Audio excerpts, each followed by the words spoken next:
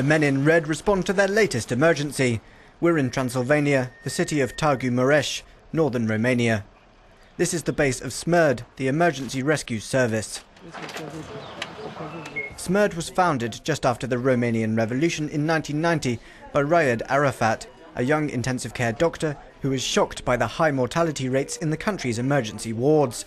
After leaving the Middle East as a teenager, he studied medicine in Romania. He's now a household name and one of the country's most popular figures.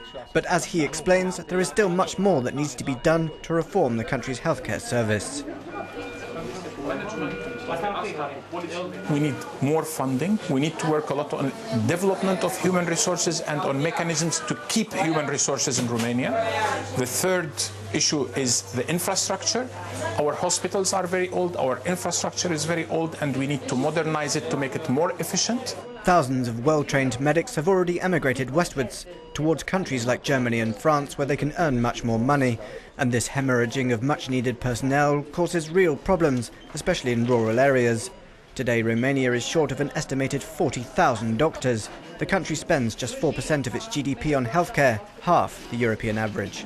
Until now, we suffer from the problem that we are not paying for the hospitals or for the medical care system exactly what it really costs them. So a lot of times we are paying less than the real cost, and this is what is happening, and this is what is causing many times the arrears to appear. We meet Alexandra Dragusin and her daughter Ariana in Bucharest. Alexandra told us of her horrific experience in a public children's hospital. Ariana caught a virus and needed to be hospitalized. Her mother stayed with her overnight and says she was forced to sleep on a cold floor without a bed or mattress. There have been many reports that Romania's healthcare system suffers from widespread corruption, and Alexandra confirmed that. The nurses didn't care about anything, only about the money. If you wanted to change, I don't know, the sheets of the baby's bed, you had to pay. Otherwise, they wouldn't give you any attention.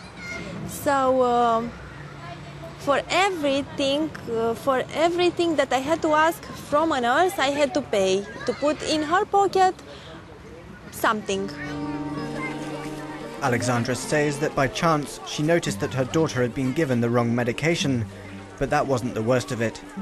The virus made little Ariana vomit for many days, meaning she was highly malnourished and needed to be put on a drip. The nurse came to put the perfusion. She had no experience, and I realized that she had no experience because her hand was shaking. I was very, very nervous because the perfusion that she wanted to put into my daughter's arm was broken. It was broken, and I said, I can't believe that you want to put a broken perfusion into this child's hand. It's not possible. Just a few hours later, Alexandra discovered that a large part of the tube going into her daughter's arm had filled with air. She took the tube out herself, saving Ariana's life in the nick of time. Ariana made a full recovery, but after seeing this with her own eyes, her mother spoke out. She says urgent changes are needed to stop this from happening to someone else in the future. She's far from alone in her criticisms. Even the International Monetary Fund has tried to put pressure on Romania to reform its healthcare system. It's impossible to fund the healthcare system in its current form. It's a system which doesn't work, which doesn't ensure equal treatment for all Romanians. And it's very expensive. It's a 5-hour drive from Bucharest to Târgu Mureș, a journey Dr. Arafat makes each week. As well as being Deputy Minister of Health, he works with SMURD at the weekends. After spending some time with the Paris Fire Brigade, Arafat decided to implement a French-style system in Romania. He has worked hard to turn things around after seeing how bad they were 2 decades ago. We could see, as a student, we could see that patients are coming dead or are coming very late to the hospital, and they are not assisted, and they are coming with complications because of lack of proper emergency care until they arrive. While the brigade dashed to another emergency, Arafat tells us of a political scandal in January. As a guest on a live TV show, he criticised the government's plans to open the emergency services to the free market. The president of Romania called the programme while it was still on air, calling Arafat an enemy of health reform. And as a result, Arafat resigned. Hours later, thousands of Romanians spontaneously took to the streets in his defence.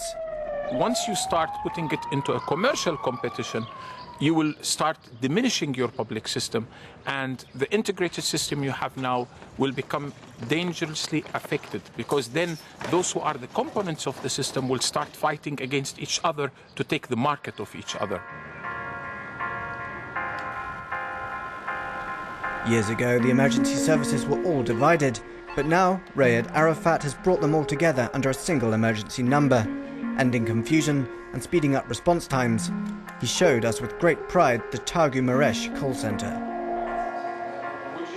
Here we brought everyone together. You can see here that you have all the components: the police, the gendarmerie, the medical, the call takers of the 112, the fire service. And this means that we can manage the resources much better, and we can manage the information we are getting much better, especially in case of mass casualty incidents. So it's higher efficiency and higher cost efficiency. Political instability has worsened the problem. Romania has had 22 health ministers in the last 21 years. This has made it impossible to move in a coherent direction. Arafat showed us how the Târgu Mureș emergency unit has been upgraded. What we did here needs in fact to be done in most of this hospital, in most of its floors, and most of the other hospitals. This is why we are asking for the future structural funds to come, to have clear funds for developing the infrastructure and repairing the infrastructure of the health in Romania. The biggest problems are in rural areas, where there's a lack of personnel and reaction times are slow. Just a few weeks ago, a SMURD branch was set up in the village of Răsiu at the request of Mayor Joan Vasu. He was able to get EU funding for water and electricity, but only Arafat could help with emergency services. The problem was the lack of money, because only one single village cannot finance everything. So we had to convince 6 other mayors from villages around to join in a collective rural cooperative society. It took 10 years to reach an agreement, but we got there, and now we have emergency services. On its first day, a farmer was seriously injured by a horse.